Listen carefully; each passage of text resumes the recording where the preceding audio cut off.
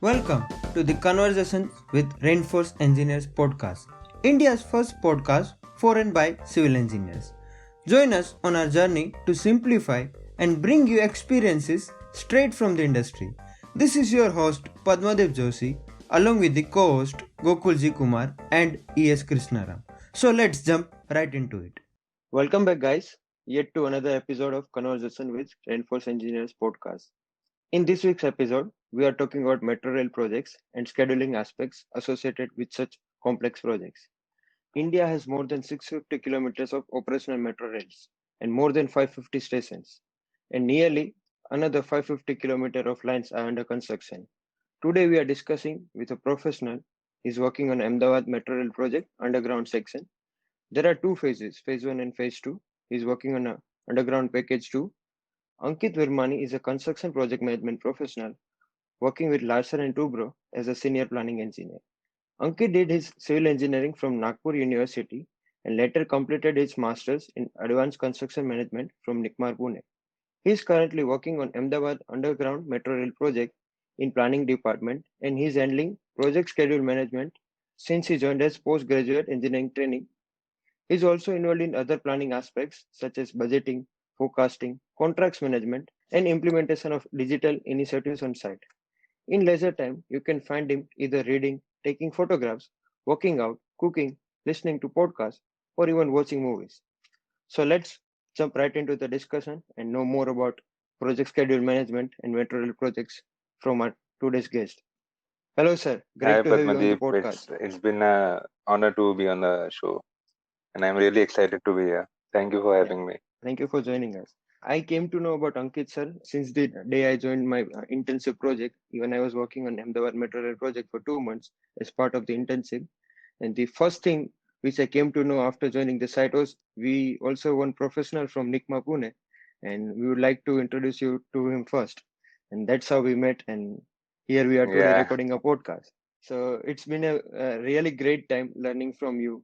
And I always wanted to introduce you to our audience and thank you so much, Padmadeep.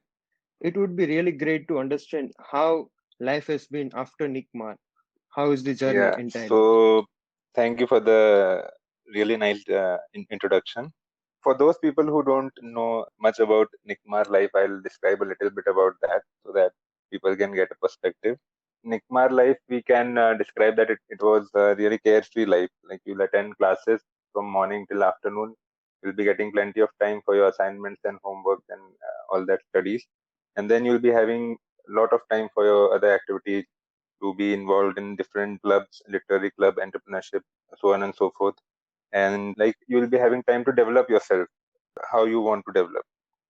L&T life or a professional life, I can say, is kind of opposite of what we were used to have in NICMAR. And working with L&T, so I got placed in L&T really early on in the placement season, in September or October, and I heard really different type of things about Larsen and Toubro and how the construction life is very difficult and 12 hours a day job and a very difficult work environment and harsh physical conditions like that. So yeah, we can say that most of that bit is true. and but yeah, it's been a great experience. Like the learning experience that I had, I joined as a postgraduate engineer trainee in 2018 August, and I joined in as a scheduling engineer. Basically, I had to look after the project schedule. Since the start, since last 2 years, I've been doing the project schedule management, and apart from that, other planning activities I've been involved. Yeah, we can say that on the learning front, being on a metro project like Ahmedabad Underground Metro, so we get to see different, like lot of different challenges that the project is facing. That I'm exposed to that, so that thing I can use to further to further incorporate in the work that I'm doing, like the schedule management. So like using that experience to further find out what all impact that can have on the project in the future. It would be very interesting if you can introduce us to what a day at L&T looks like. I reach office by between 8:30 to 9 o'clock, and after that, uh, being in the scheduling as a scheduling engineer, I am responsible for monitoring the daily progress of the project. What are the shortfalls of the project? What are the issues that were faced in the last day or the last couple of days? And then updating the same to the and reporting it to the our management, to client, to the our higher management for their for keeping the track record. And then after that, I take up the day, the different planning, planning activities that I'm involved in. It ranges from scheduling uh, to to contracts management sometimes, and budgeting and forecasting for the like the financial forecast for the project. And also Hmm. I'm involved in the digital initiatives of the company. So if there are any new digital initiatives that are being taken up, so I'll be handling that as well and trying to implement that on site.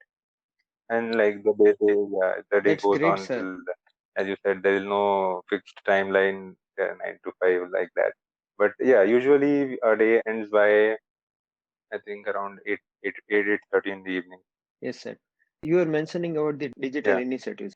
During my internship period, even I have seen that drone professionals, and we did aerial yeah, photo shoot, and then we transfer it on the maps, and then we highlighted the key challenges and issues we are facing. Even we are using it to report yeah, our right. monthly progress. So, can we know a little bit what all initiatives are currently going on metro So projects? basically, in L&T, what the central digital team is doing, that they are developing initiatives for all the projects on like all the projects that L&Ts have. So they develop a common solution for the common problems that all the projects are facing, ranging from progress reporting to P&M management uh, to geographic surveys and store management and inventory management, like that. There are different types of initiatives that are being taken. The major initiatives that I'm involved in include the progress monitoring and reporting application that the company has rolled out, to implementing that on site, introducing it to the site engineers, to the site management team, so that they can use that as a tool for monitoring the progress of the project. And another tool is for bulk material optimization. The team has developed a concrete and rebar optimization tool, so that the wastages that we have in concrete and rebar, the steel, that we can reduce it. So for that, the concrete management tool recently, and both the tools, the concrete and rebar management tool, they have rolled out recently, and we are implementing it on site. As you said, the drone survey that was required, that was for a particular part of the project. We needed to plan the area of the site, so that that can be used for tunneling and station activities both. So one the tunnel was going to, like the TBM was going to arrive on the station, and then we had to retrieve it and then again launch it. So how can we manage the overall area of the station? For that, we use the drone survey, so that we can have a better view of where the spaces are available, because it is a very congested area where the work area is located. So for that purpose, we had to have a bird eye view or the aerial view. That's very interesting to know. Sir, another thing we wanted to ask you is you've been working on Yeah, underground metro rail project, right? And your office is just 500 meters from the yeah. actual tunneling area. So we can address you as an architect of scheduling this project. How it looks like to go visit the tunnel and see what progress you have made, because I've seen that we usually do phases of the work. Suppose say for this week you have planned for 250 meters, and then you see that happening or executed in front of your eyes. So what that So feels yeah, it is actually. a really nice feeling, because when I joined the project, the tunnel was going to start from where where from the office where you visited, from the main office, near the main office. And now we have completed all the tunneling. So in front of my eyes only, we can say that we have achieved more than 6 kilometers of tunneling combined, the up and down line.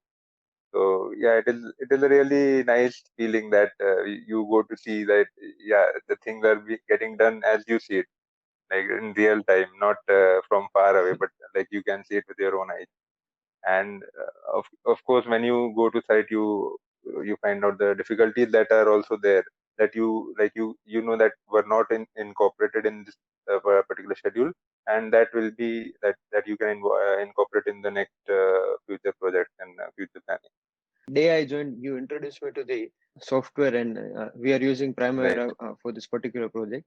And the first very shocking thing for me was that we have more than 3,000 activities listed, and every day, at least out of those 3,000, at least once you try out looking at each and every one of it. So how complex the works get at times. 3,000 activities is already a humongous figure to see the line item. There are 3,000 line items. Like if you print it in A3 sheet, that will be around 250 A3 sheets. So that itself is a huge task to understand all the activities. So when I joined the project as a in PGET, so I was bombarded with information.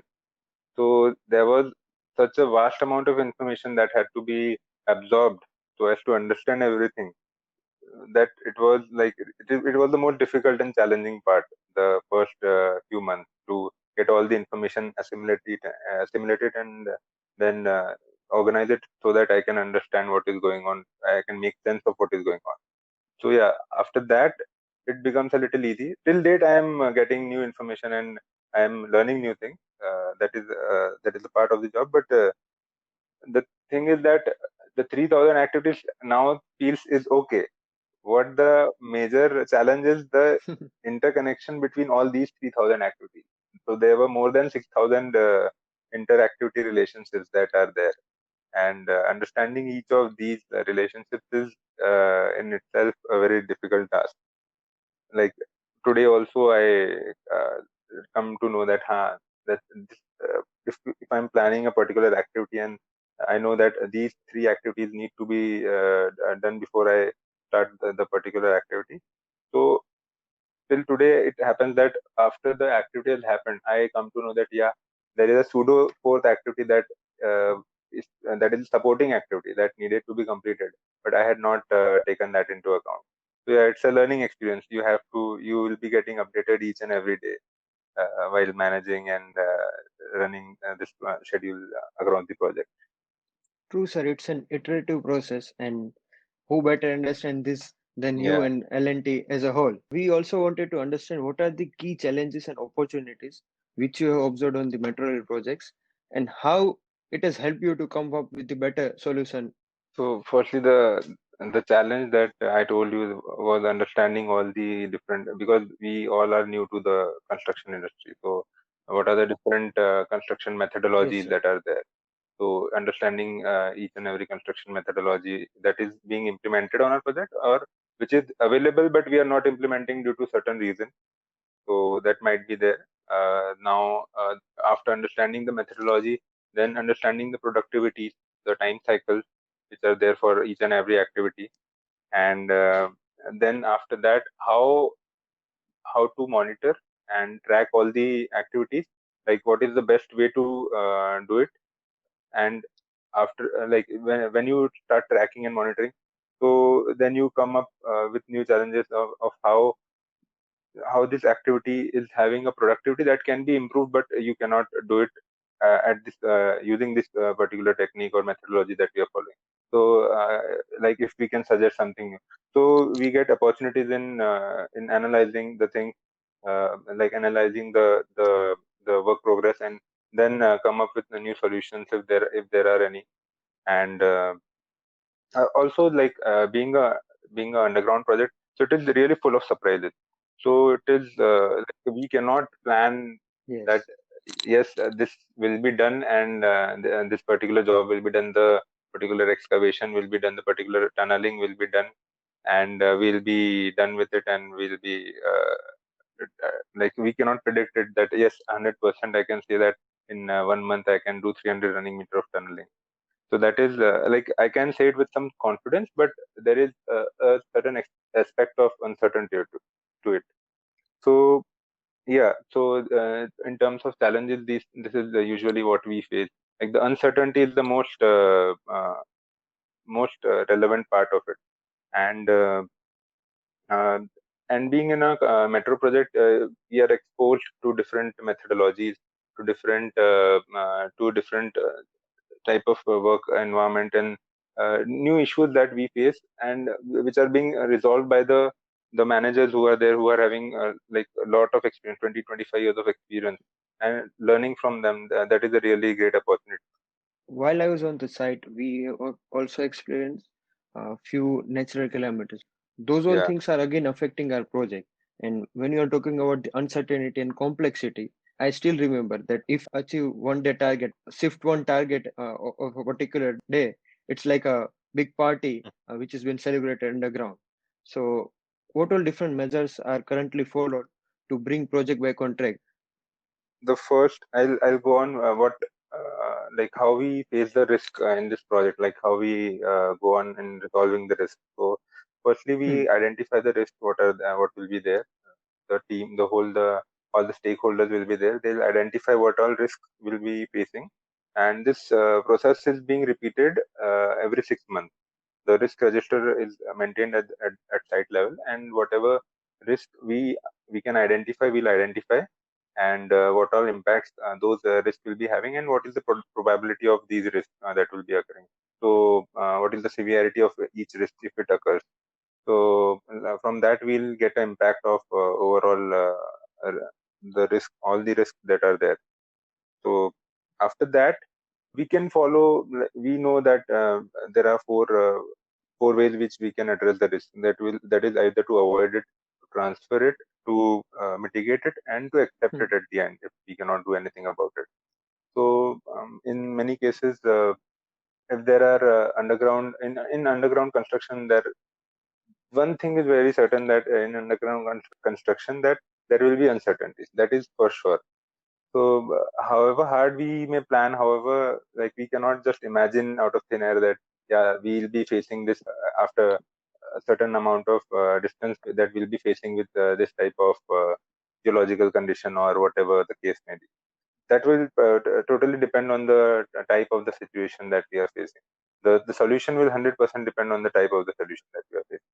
Further, to get the things back on track, we what we can do is the most common thing that we do when we get back when we get affected by such things, that is either to do more things in parallel to each other, so that we know that yeah, we will Hmm. be, first we plan that we'll be using a certain set of resources, and we'll be uh, doing a particular activity, and after that we'll be doing another activity. But we know that yeah, we are behind the schedule, and we need to get the project back on track, and we'll need to get all the things done. So what we'll do, we'll try to do the activities in parallel if it is possible, so that we can get the added benefit of uh, having a certain parallel activities, if I may say. And then other thing that we can do is pour more resources, so that we can crash the activities and to get it done in a shorter period of time. So these are the most commonly used uh, techniques on in project management, that we'll be doing activities in parallel, or we'll be putting more resources to accelerate the project and crash the activities. But there is a certain limit to it. We cannot like put 1,000 laborers and get all the work done in one day. That is not certainly not possible. Yes, sir. As you rightly mentioned, that scheduling is not only about making activities in order or just to give duration to that. It is also about integration, Yeah. integration with other teams, be that construction team, anyone on the project, and even sometime we have to also deal with the third party. How difficult it is to integrate these things? We have certain methodologies to get the data and get everything lined up, so that like we can use the data and to find the activities, what will be there, and what to plan the activities. but but in construction, you know that each and every day at site, there are activities that need integration of different departments, from safety, quality, execution. So to plan activity for a particular time, we need to begin with the three basic details, that is the manpower, machinery, and material, uh, if it is available on site. So first I try to begin with these three things. If like what is the material that is available, what is the machinery that is available, and how much manpower that is available. Accordingly, the activity can be planned. What will be the optimum utilization of these three to give you the output of how much work that you will be doing.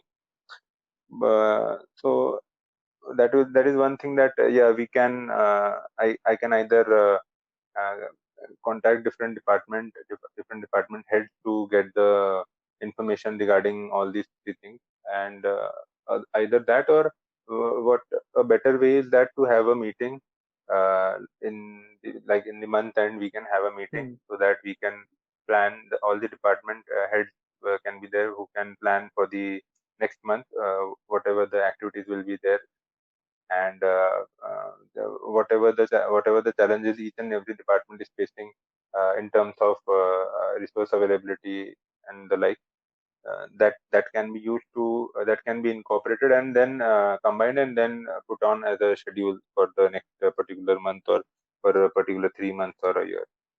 And it will also promote a healthy utilization of resources, better resource allocation, to get to get the optimum utilization of all the resources. So this is the most beneficial of what I have seen, that to get integration from gathering or collaboration of all the departments together, so that we can see the flow of ideas and flow of different issues that they are facing, that can be resolved, that is getting resolved in front by just discussion.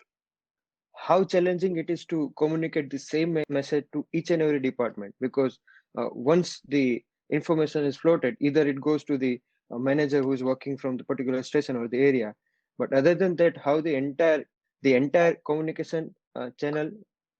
Now we saw that we have discussed regarding the how we can collaborate and get all the information that is needed for the to decide what we can do for the particular duration of time.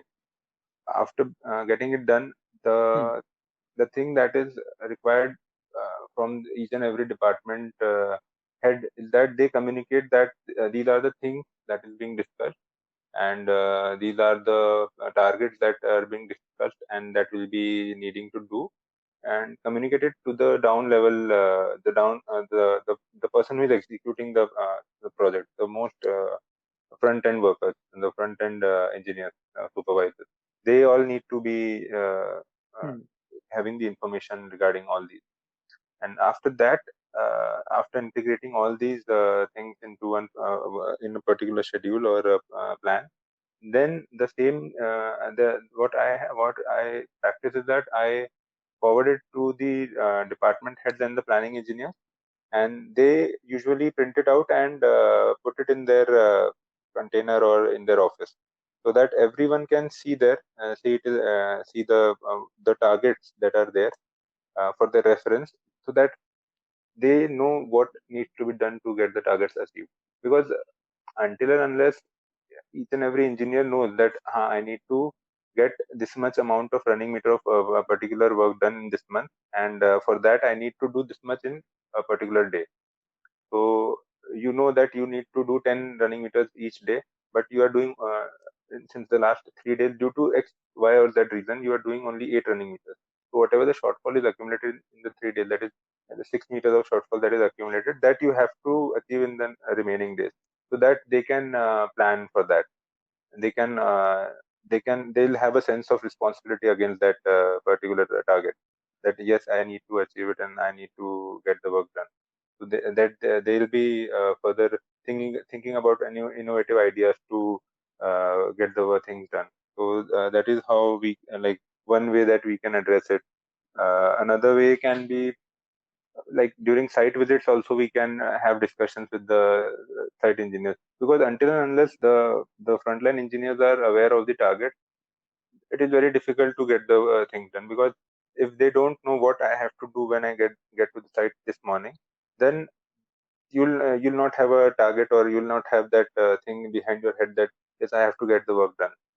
And until and unless that is not there, there will be shortfall in a particular day, and a small shortfall each day will accumulate till month end or till quarter end, and it will again it will be like now it cannot be achieved because the accumulation of the backlog is so high.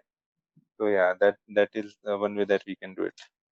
When we are talking about metro rail projects, and now that it's very clear to me and all of us listening today that reliability and uncertainty is completely different Yeah. when we are talking about such projects. This lockdown came as a big uncertainty. So, how difficult it was to manage the project, and what will be the good measures to be taken to bring our project back on track? When there was lockdown announced, the first thing Hmm. that was everyone felt was fear of the unknown. So after that, and to give you a perspective, at the time of lockdown, like in March, we were having around more or less around 800 workmen on site. So then we had a lockdown of around 70 days. So our site was in a containment zone. So we didn't like it was 100% lockdown for 70 days. We couldn't execute any work on the site. After that, when site reopened in June, the the number of workers that had left and number of workers had left, and we were having only 150 odd workmen, including the like the unskilled workmen were there. My majorly unskilled workmen were there, and whatever workmen were there, Hmm. like they are having different gangs or groups in which they work. So most of some of the members of their gang has left, so they were not being able like they were not uh, having that much productivity what they used to have with their own group while working. So that was the major issue that we were facing, because we had the machinery, we had the materials available, but manpower front we were totally having a big backlog. So for that, what we did, we arranged different modes of transportation for the workmen. We arranged buses for the workmen. We even gave flight fare to the subcontractors, workmen subcontractors, so that they can bring the workmen. We arranged the train fares for the workmen so that they can get back. And still, it took us around 2.5 months to get all the workmen back on the site. And still after that, statutory guidelines that we have to follow, the safety guidelines that we have to follow to while working on site for the workmen, maintaining social distancing, wearing masks all the time. So all that reduces productivity. So yeah, there is an impact on that productivity as well. But getting the workmen back was the major and the most difficult task. And retaining the workmen and getting them back, getting the same workmen or getting the similar skill set workmen to on site. So that was a difficult task. So yeah, we did whatever that was possible to get them back, to giving them assurances from the site management, so that the subcontractors are confident regarding the situation that they'll be getting paid, like they'll be getting paid on time. They'll be getting the benefits. They'll be getting the safety. They'll be having all the safety measures will be there on the site while working. So yeah, these things we kind of implemented on the site to get the things moving. So after that, after 2 months, we can say that we are now in the old scenario that we'll be working fine like before lockdown. Great. Good to know that care and measures were taken to bring the workmen back on the project. Being on the ground is very much important to schedule a project. But you have been working from home. So, how difficult it was to visualize what all things are going on and then to. Initially, when the lockdown was there, we were working from home, yeah. But after the lockdown opened, we got back on the site. We worked from home for around 15 days after the site was open. Then after that, we got back on site. But for these 15 days also, it was difficult to collaborate. The most difficult challenge is collaboration with the team, because as you Hmm. saw in our office that we need to interact with different departments regarding whatever issues that is being faced. uh, so yeah, the collaboration is the most difficult part, we can say. Other than that, the site visit, yeah, the important part is visiting the sites and seeing firsthand what are the things that are needed to be done in the next month or next in the balanced financial year that we are projecting in the schedule. But how is that like without visiting site we cannot know that whether it is the front is available or not. Like we cannot just go on certain assumptions on our own. We have to be there, so it is difficult to know without visiting the office or the site. It is difficult, but yeah, during that time we adopted new technologies. We adopted Microsoft Teams and Zoom, and having meetings on that application. Still now we are having most of the meetings on Teams, so that to maintain social distance and follow the guidelines. So it like these new technologies were used to help out and to collaborate with the team members. True, sir. This is in a way it is very advantageous to save the non-productive time, because for meetings many times people have Right. to get down from different locations. Now it is sort of a productive output Yeah. to give. If you are meeting only for Yeah. half Right. an hour, this can be done online. What all activities on project are responsible for non-productive output? The activities for which are having non-productive output. So most of these activities are which involves indirect labor, like maintenance of the project site, maintenance of the different machinery, like which do not generate the direct invoice for the project, or which do not generate direct, which are not directly involved in the activities which is in the schedule. So that will be there, and then also there will be rework or correction. We can say that there are certain if there is some rework, so the labor is engaged in that rework or correcting some particular structure or some particular work. So in that case the output will be a non-productive output. Then there will be work stoppages, like having lunch breaks and tea breaks. So so in that particular activity, this duration will be considered as a non-productive output. Then there may be workmen might Hmm. go on workmen might go on strikes, for that matter, that they'll not be coming to work. But that might also happen. So yeah, these all things contribute to a non-productive output in activities or in project work. So there is always this debate that once you learn these 11 differences between MS Project and Primavera, you are done. You are good with the all the concepts. So how different it was to go on site and work on the actual project? Because when I first interacted with you, I only had this 11 points in Yeah, my mind, and that's how I started. And I think that's we how all do majority of that the Google students have search and started. find out what are the key differences between MSP and Primavera. So believe me that none of the key differences matter. You won't be running through your mind for finding out what are the difference while working on the software. So it is a totally different experience. So you'll get be involved in the activities on the site. Until and unless you are involved, you there is no use, like no, just knowing the software is of no use. You need to know that how to sequence the activities. Both the software are the different kind of working. Both has their advantage and disadvantages that is available on internet. That is like we can, like, no, everyone can find that. But it depends on how the software is best suited for your site, for your project, for your and for you. Like how much comfortable are you working on a particular software? How much like better you are at working on a particular software, and how much it is better for your project also. So I work on both the softwares for in Primavera and as well as my Microsoft project.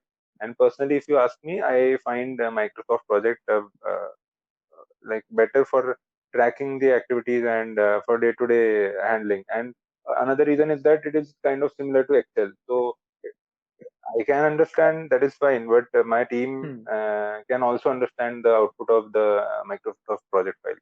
But in case of Primavera, it is really difficult. Like people don't get the output. Like if I prepare a project schedule and I give it in my output. I give it as an output of Primavera to my team and the construction managers and the site people. They won't be like, it is not user friendly, if I may say. So in that terms, Microsoft Yes. project is kind of Excel, so everyone is familiar with the way it seems. So everyone is more comfortable in using that. So for that reason, I find that it is more useful for our project. But yeah, we have to, both software has their inherent advantages and disadvantages. Depending on what you need, you'll have to choose the software. True, sir. So we also had this one more debate back in the college that how we are going to use these theoretical concepts. Like we have learned this CPM concepts, pod concepts, and concepts like phantom scheduling, where you put buffer within yourself and then you give it to the contractors. So they won't understand like where this additional 3 days are going. But if something goes wrong, you still have those 3 additional days. So basically, when you're using a project management software, most of the software use the critical path method to calculate the project durations and the project scheduling. Hmm. So yeah, so whether you like, whether you want it or not, the in the software inherently the method is being used. So the critical path method is the most tried and tested method in in the project management. We know that. And other than that, the phantom scheduling that we are Hmm. talking about, yeah, we know that when we give a particular schedule to a subcontractor, we'll be we'll be behind them, and that you have to achieve that. There is no float in this. Yeah, but we in the backside we know that we'll have to keep 2 days float, because we know that there might be uncertainties which will be there, and we cannot commit the same commitments we cannot have to the client and the subcontractor. So for that reasons we use this scheduling. So yeah, these are the things that when you are on site, when you start dealing with the client, with the headquarters, your site management, your site people. So you start to know that even if you don't know the name of the concept, you know the theory behind that, that we are using this type of the concept Yes. in our site also. So when you get back, when you go down to the work, then you automatically you adjust to what all the working conditions are there, and accordingly you use whatever method is needed to get the work done in the end of the day. True, sir. This was very interesting to know. Sir, many of our listeners are young graduates and Okay. who are trying to pursue masters, and this is always a dilemma that how to choose the next step. Should we go with the job? Should we stick around the job or not? So, and if you can guide them a little, that So would be very nice, sir. for those who are in their graduation year, uh, I'll say that if they can get a, like in I'm talking particularly about the construction industry.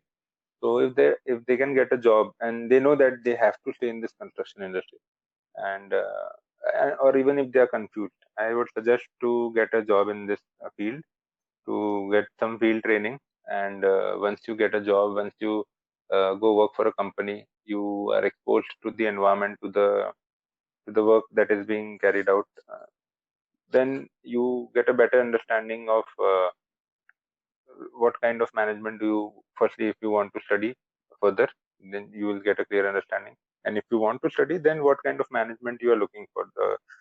The project management, construction management, there is general management that we know, the general MBA. So we get to know what's better.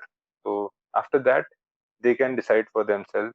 They can then go for either NICMAR or whatever other MBA program that they want. And being exposed to a site environment later, if you're opting to study construction management, then then you'll be getting the concept far better uh, than what you know, than what you learn if you're just fresh out of college and going for post graduation. So that is what I have observed, that even though we have learned something in NICMAR, and then we came to site, so we were knowing the concept.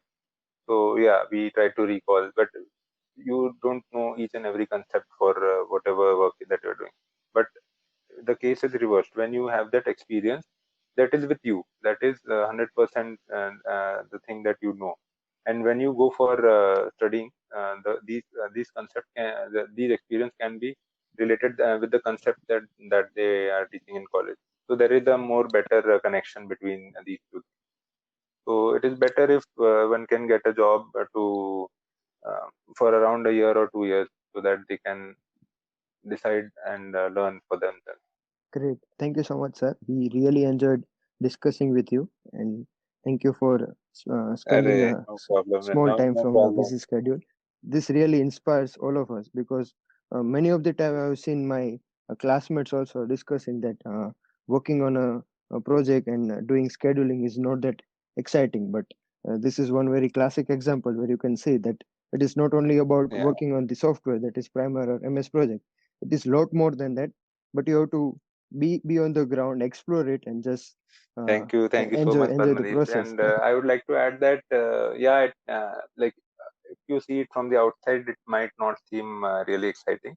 But when you are there on the ground, when you are between all these challenges and issues that are being there day in and day out, when you are between that and you are seeing people resolve these issues, you get to learn from that, and that is really important to keep going forward.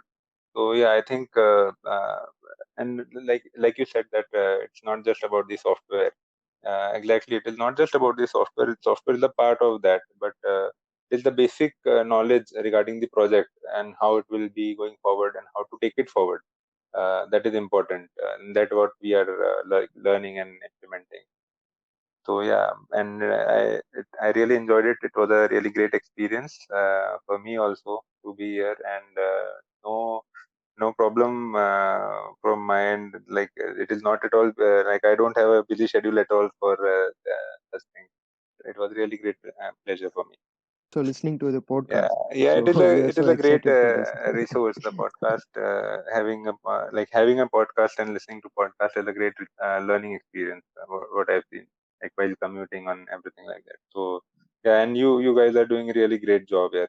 Like I really appreciated what thing that you're doing there, having your own podcast, and like it gives you a very good learning experience and learning from others and helping others learn from the same thing at the same time. So yeah, it's really nice. Yes, sir. Thank you so much. So any concluding statement from your side? I'll just say everyone to take care of your health, to take care and wear a mask and be safe in this difficult time. So guys, you can also contact Ankit sir on the LinkedIn. We'll share the link with you all in the comment section and in the I button on YouTube. You can always contact him. He's a very nice guy and do use this platform to interact with the professionals and our seniors. Okay, guys, that's it for now. We'll get back to you So soon thank you. in the Bye. next episodes. Bye bye. Thank you for tuning into this week's episode of Conversations with Reinforced Engineers podcast. Hope you found value in the discussion and do tune in for next episodes. And in case if you haven't already, don't forget to subscribe to the podcast for updates on future episodes. Thank you once again and have a great day.